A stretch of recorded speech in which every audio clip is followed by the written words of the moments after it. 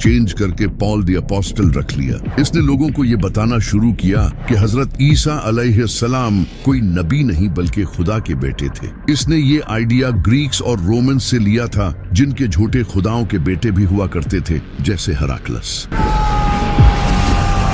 इसने इन आइडियाज से अपनी एक अलग ही क्रिश्चियनिटी बना ली, जिसे उस वक्त के लोग एक्सेप्ट करने लगे, क्योंकि वो पहले से ही ग्रीक्स और रोमन्स के इन कॉन्सेप्ट को मानते थे। तो ये नई टाइप की क्रिश्चियनिटी उन्हें रिलेटेबल लगी। पॉल ने लोगों से कहा कि जीसस ने अपनी जान की कुर्बानी इंसानियत के गुनाहों की माफी के लिए दी है। इनके तरीकों पर चलने की हमें कुछ खास जरूरत नहीं है, बल्कि हमें तो इनकी इस कुर्बानी को मानना है। यानी कि इस इंसान ने क्रिश्चियनिटी को ही बदल दिया था। इसने डिफरेंट चर्चेस को लेटर भेजे और बाइबल में अपने इन कॉन्सेप्ट्स को ऐड करवाया, जो कि बाद में जाकर न्यू टेस्टामेंट का हिस्सा बने। लेकिन जेरूसलम में हजरत ईसा अलैहिस्सलाम के कुछ फॉलोअर्स ने पॉल के इन आइडियाज को रिजेक्ट किया और उन्हें अल्लाह का एक नबी ही माना। इन्हीं लोगों में से एक हजरत ईसा अलैहिस्सलाम के भाई भी थे, लेकिन इनकी इन बातों की तरफ लोगों ने ध्यान नहीं दिया और पॉल की इस नई क्रिश्चियनिटी को लोगों ने एक्सेप्ट करना शुरू कर दिया और ये लोगों में फेमस हो गई। इस वक्त तक बाइबल को एक बुक की शक्ल दे दी गई थी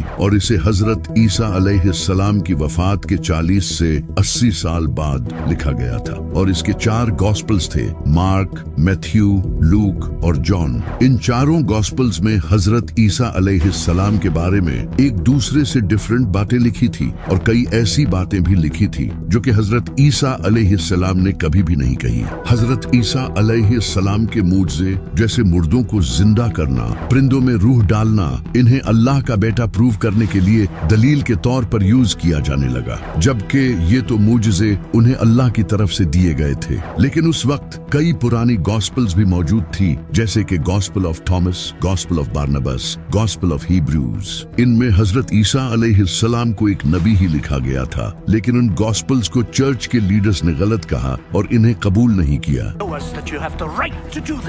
लेकिन अभी सारे क्रिश्चियन हजरत ईसा अलैहिस्सलाम को खुदा का बेटा नहीं मानते थे। फिर 4th सेंचुरी में Constantine the Great Roman empire का बादशाह बना। इस वक्त इसकी पूरी एम्पायर पॉलिटिक्स, जंग और रिलीजन की वजह से आपस में ही डिवाइड हो चुकी थी। तो इसने अपनी पूरी एम्पायर को यूनाइट करने के लिए लोगों को आजादी दे दी कि वो अपने रिलीजन को ओपनली फॉलो कर सकते हैं। ये पहली बार हुआ था कि क्रिश्चियनिटी भी एक रिलीजन बन चुकी थी जिसे लोग आजादी से फॉलो कर सकते थे। इससे पहले लोग क्रिश्चियंस पर जुल्म करते थे और इनके रिलीजन के भी खिलाफ थे। इस वक्त क्रिश्चियनिटी के 2 फिरके थे, एक जो हजरत ईसा अलैहिस्सलाम को नबी मानते थे, दूसरे जो इन्हें खुदा का बेटा मानते थे। इन्हीं फिरके में से एक इंसान खड़ा हुआ जिसका नाम था एरियस, जो कि लोगों को बताने लगा कि हजरत ईसा अलैहिस्सलाम अल्लाह के नबी थे, न कि उनके बेटे। इनकी बातों को कई लोगों का सपोर्ट भी मिला, लेकिन उस वक्त के चर्च के लीडर्स ने इसकी सख्त मुखालफत की, जो कि हजरत ईसा अलैहिस्सलाम को खुदा का बेटा मानते थे। इससे पूरी एम्पायर में कॉन्फ्लिक्ट पैदा हुआ और लोग एक दूसरे की मुखालफत करने लगे। जब कॉन्स्टेंटीन को यह पता चला तो इसने इस इश्यू को फौरन हल करने का सोचा, क्योंकि इसने लोगों को यूनाइट करने के लिए ही तो रिलीजन फॉलो करने की आजादी दी थी, लेकिन अब तो और ज्यादा इश्यूज आने लग गए थे। तो कॉन्स्टेंटीन ने एक बड़ी काउंसिल बुलाई जिसमें 300 से भी ज्यादा प्रीस्ट आए। इन सब के दरमियान एक मीटिंग हुई, लेकिन इस मीटिंग में एरियस के इस आइडिया को लोगों ने रिजेक्ट कर दिया और हजरत ईसा अलैहिस्सलाम को खुदा का बेटा डिक्लेयर कर दिया। इसके बाद से जो भी हजरत ईसा अलैहिस्सलाम को खुदा का बेटा नहीं मानता था, उसकी बाइबल्स को जला दिया जाता था और उन्हें मार दिया जाता था। इससे पूरी एम्पायर में एक ही क्रिश्चियनिटी कायम हुई, वो जो हजरत ईसा अलैहिस्सलाम को खुदा का बेटा मानते थे, ताकि लोगों के दरमियान इख्तिलाफ न हो। इस वक्त तक बाइबल के कई वर्जन्स मौजूद थे और लोग इन डिफरेंट वर्जन्स को पढ़ते थे, लेकिन चर्च को कोई एक बाइबल चाहिए थी। तो चर्च की काउंसिल ने 27 मुख्तलिफ बाइबल्स के वर्जन सिलेक्ट किए, जिनमें हजरत ईसा अलैहिस्सलाम को खुदा का बेटा बताया गया था और बाकी सारे वर्जन्स को जला दिया। इसी वजह से आज बाइबल के कुछ ही पुराने वर्जन्स हैं जिनमें हजरत ईसा अलैहिस्सलाम को एक नबी बताया गया है। फिर जब बाइबल को लैटिन में ट्रांसलेट किया गया तो बाइबल का वो वर्जन रोमन कैथोलिक चर्च में ऑफिशियल डिक्लेयर कर दिया गया और इस तरह वो बाइबल पूरी दुनिया में फैल गई। फिर जब नबी सल्लल्लाहु अलैहि वसल्लम ने ऐलान नबुवत किया और लोगों को पता चलने लगा कि मक्का में एक नबी आए हैं, तो नजरान के कुछ क्रिश्चियन प्रीस्ट नबी सल्लल्लाहु अलैहि वसल्लम के पास आए। उन्होंने नबी सल्लल्लाहु अलैहि वसल्लम के साथ डिबेट की, क्योंकि नबी सल्लल्लाहु अलैहि वसल्लम हजरत ईसा अलैहिस्सलाम को अल्लाह का नबी मानते थे, ना कि अल्लाह का बेटा। आप सल्लल्लाहु अलैहि वसल्लम ने इनके सामने कुरान की आयत पेश की, लेकिन उन्होंने मानने से इनकार कर दिया। तो फिर अल्लाह ने नबी सल्लल्लाहु अलैहि वसल्लम से फरमाया कि आप अपने घर वालों को ले आएं और ये अपने घर वालों को फिर एक खुले मैदान में खड़े होकर अल्लाह से दुआ करें। जो सच्चा होगा उसकी दुआ कबूल होगी और जो झूठा होगा उस पर अल्लाह का अजाब नाजिल होगा। तो नबी सल्लल्लाहु अलैहि वसल्लम अपने साथ इमाम अली, सईदा फातिमा, इमाम हसन और इमाम हुसैन को लेकर आए। लेकिन जब इन क्रिश्चियन प्रीस्ट ने दूर से इनको आते देखा तो इनमें से एक प्रीस्ट ने कहा, खुदा की कसम, मैं ऐसे चेहरे देख रहा हूँ कि अगर ये अल्लाह से दुआ करें तो अल्लाह इनके लिए पहाड़ों को भी हिला देगा।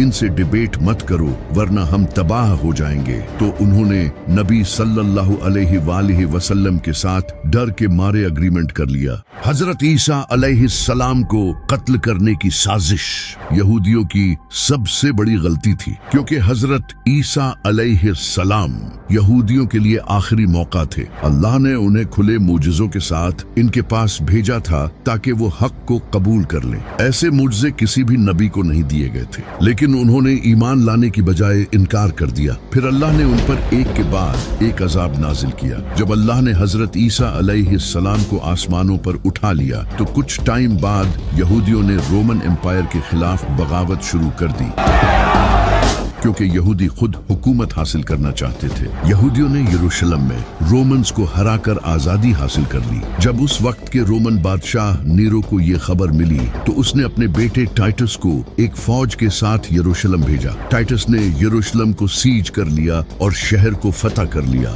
इसके बाद रोमन्स ने यहूदियों के टेम्पल को तबाह कर दिया और ये हजरत ईसा अलैहिस्सलाम ने पहले ही बता दिया था, जो आज भी बाइबल में लिखा है। जब टेम्पल तबाह कर दिया गया तो इसकी एक दीवार बाकी रह गई जो आज तक मौजूद है, जिसे यहूदी चूमते हैं। यही वो वेस्टर्न वॉल है। सिर्फ टेम्पल ही नहीं, रोमन्स ने 10 लाख से ज्यादा यहूदियों को कत्ल कर दिया। हजारों यहूदियों को गुलाम बना लिया गया और आखिरकार इन्हें यरूशलेम से निकाल दिया गया, जिसके बाद यहूदी दुनिया भर में बिखर गए। इस वक्त यहूदी अब भी रोमन एम्पायर के अंडर थे। फिर एक दिन रोमन बादशाह कॉन्स्टेंटाइन ने क्रिश्चियनिटी कबूल कर ली और क्रिश्चियनिटी को रोमन एम्पायर का ऑफिशियल मजहब बना दिया। इसके बाद रोमन्स ने यहूदियों को मारना शुरू कर दिया, क्योंकि वो इन्हें हजरत ईसा अलैहिस्सलाम का कातिल समझते थे। यूं यहूदी और क्रिश्चियंस एक दूसरे के दुश्मन बन गए और ये दुश्मनी सदियों तक जारी रही। यहूदियों पर जुल्म होते रहे। फिर 15th सेंचुरी में कैथोलिक चर्च पूरे यूरोप का सबसे बड़ा चर्च बन गया और क्रिश्चियनिटी पूरे यूरोप में फैल गई। इसी वजह से स्पेन,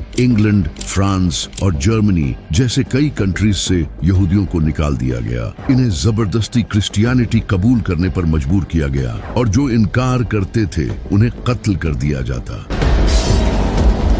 इन्हें बड़ी पोस्ट्स पर जॉब्स भी नहीं दी जाती और इन पर बहुत जुल्म किए जाते थे। ये सब तकरीबन 1000 साल तक चलता रहा। फिर वर्ल्ड वार 2 हुई, जिसमें नाज़ियों ने लाखों यहूदियों को कत्ल किया और उन पर बहुत जुल्म हुआ। ये सब देखकर क्रिश्चियंस को यहूदियों पर तरस आने लगा और वो अपने चर्चेस में यहूदियों के हक में आवाज उठाने लगे।